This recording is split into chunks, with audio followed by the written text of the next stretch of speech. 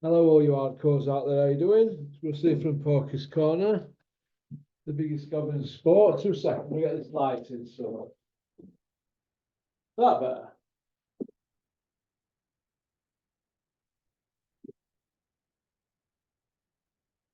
Cameron, you know you tech guys. You know how you charge people per whatever, per 15 minutes or whatever.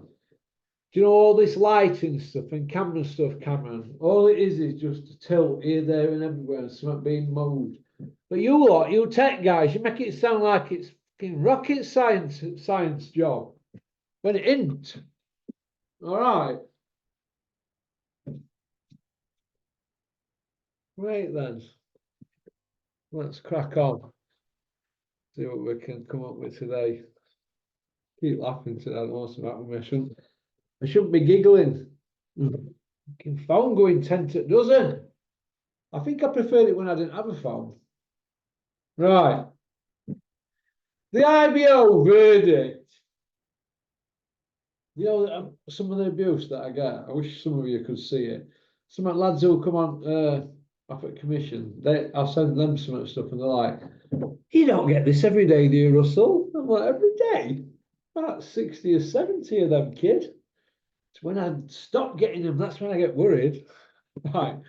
Some of the stick that I get is for years I've always been a big IBO fan. I don't know why that is.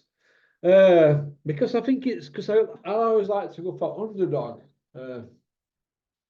If you go through the rules book, right, on all 5 belts, go through the handbooks of each commission, WBC, WBA, WBO, IBF, they're the main 4, aren't they? And then you get the IBO, it's like the 5th belt, isn't it? But if you go and look at the times where they've had problems with the police, look at some of them, the WBC, they've had legal action against them, and then you've had the IBF have had 2 massive police investigations, FBI one, and all sorts of problems over years. Every year the IBF have to hand their books in to IRS and FBI and all sorts. They're like under scrutiny for life, I think, because of that instance with Bob Lee, were it years ago? Bob Aaron were involved in it. Frederick Kushner, they all got massive fines, didn't they? But yeah, it's still allowed to promote. I don't get that. So go and look at that IBF thing years ago in 80s. Why do I always back the IBO though? Because it's just a belt, isn't it, really? And when all's said and done, if Floyd Mayweather were the IBO world champion now, and he said that it were only belt he wanted to be involved with, everybody would say it were a great belt. Now, if you go back 40 years, do we all remember when Larry Holmes was the main guy at heavyweight, and then all of a sudden he just jumped over to IBF, didn't he? We all remember that, don't we? Now, the belt didn't really have any credibility at the time, but with the heavyweight champion of the world coming over to the IBF and them declaring him as their champion, it gave it credit. It'd be like Usyk now, all of a sudden, starting out with some belt called the, I don't know, Beano Magazine World Champion of the World. If Floyd Mayweather were the champ now and he said, right, I'm the Beano Magazine Champion of the World, and he held this belt up like this, hey. Everybody would buy into it, wouldn't they? Because it's Floyd Mayweather, pound for pound superstar. A bit like Larry Holmes, the heavyweight champion, carries the most pull, doesn't he? So if you Usyk jumped in with a new belt now, we'd all have to buy into it, wouldn't we? But so for that reason, I always felt the IBO were like surplus to requirements as the 5th belt, and I thought, nah, because they stick to the rules. The only thing the IBO don't do is have mandatories and voluntaries and all that. They don't do all that. They don't call mandatories.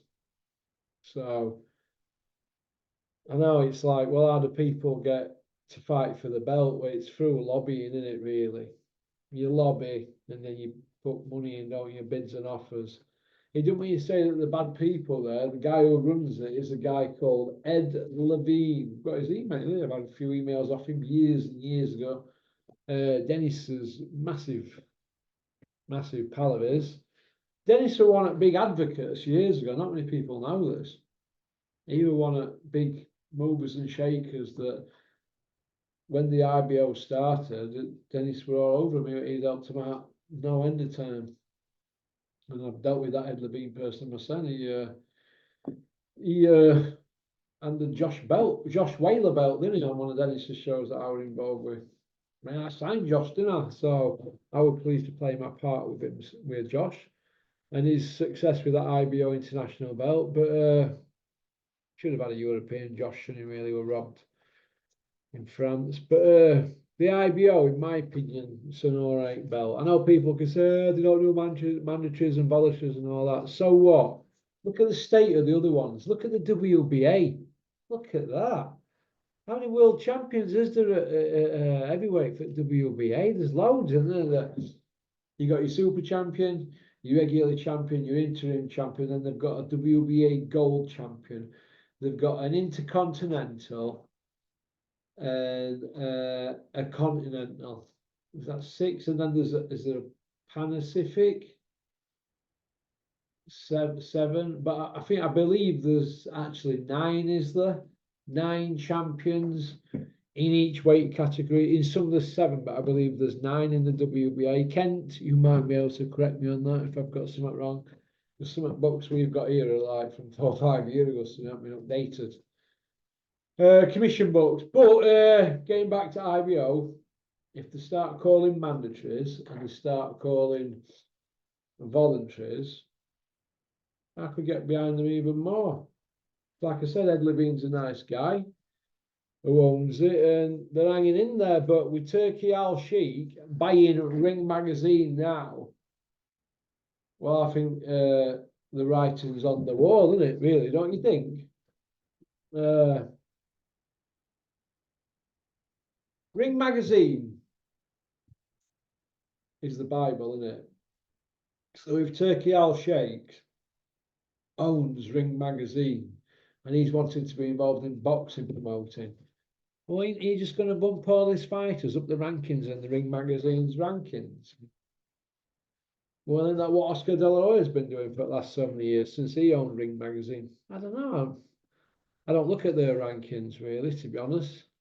But I'll tell you a little story about the Ring Magazine. How everybody goes on about the ring belt and all this. The Ring Magazine sort of took on a life of its own, really, didn't it? After Rocky 3. Do you remember Rocky 3? We filmed in 1982. They had Rocky with belt, didn't they?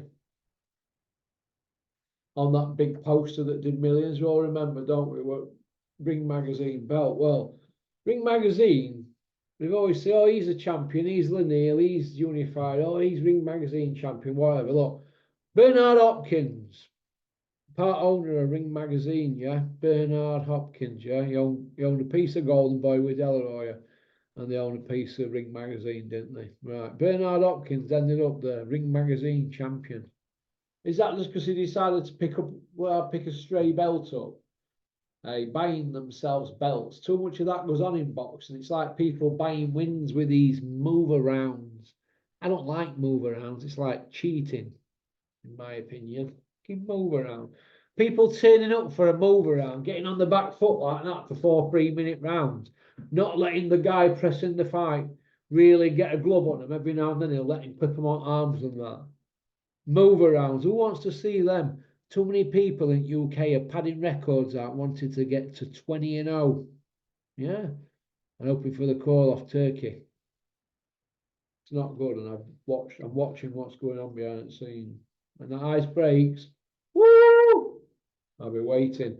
But getting back to where we're at here, Ring Magazine belt. When Lucien Boutte had the Ring Magazine belt, it had 10 defences. He was world champion, had 10 IBF defences. So when Lucien Boutte were chasing, the Ring Magazine belt, he had 10 defences on it. Andre Ward, they put that Ring Magazine belt in that Super 6 tournament.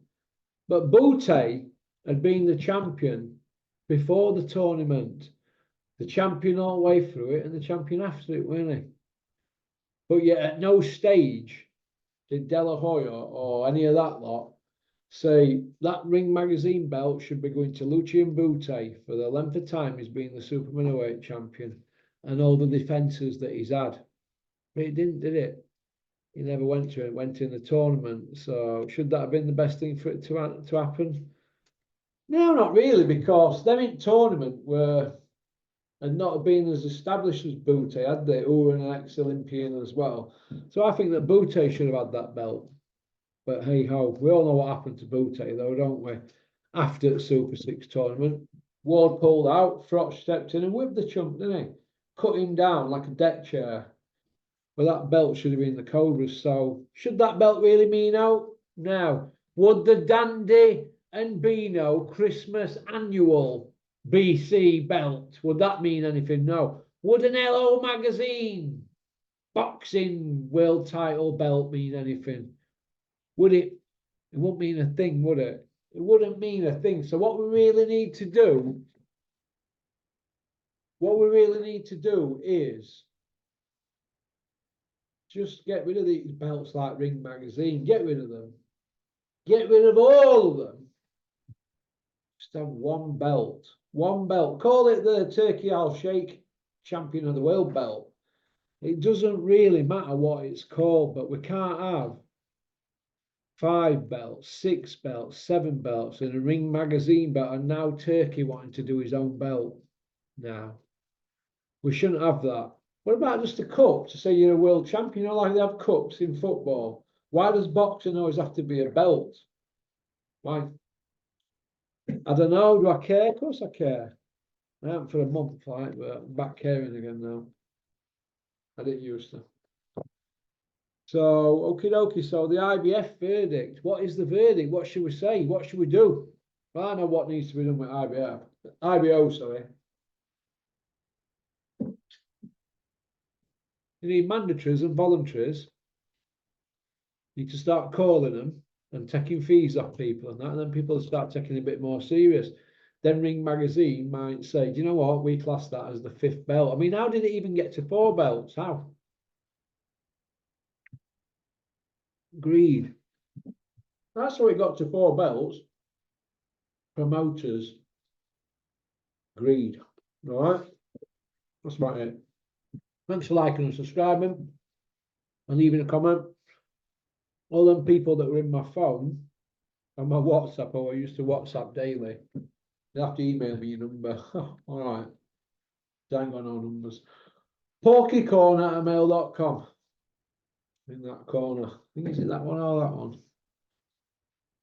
Bottom left-hand corner. All right. That's about it, really.